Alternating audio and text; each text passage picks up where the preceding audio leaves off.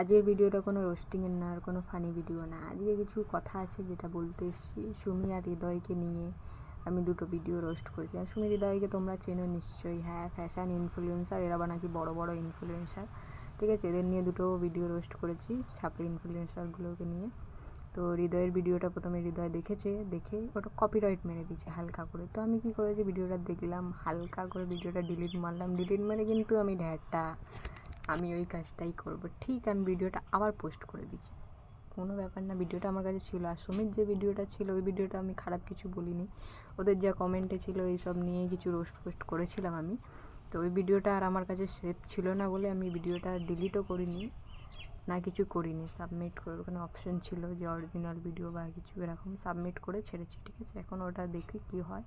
কিন্তু তা বলে আমি রোস্টিং ছাড়বো না দিদি, কি তোমাকে চেপে চেপে আমি নেব, মানে রোস্ট নেব। সেটা হলো, দেখো এই কথাটা ভেবে আরও অনেক যারা যারা রোস্টিং আছে, বড় বড় রোস্টার আছে, তাদেরকে রোস্ট করেছে, সেখানে হয়তো কপিরাইট মারতে পারিনি, কারণ তারা বড় বড়।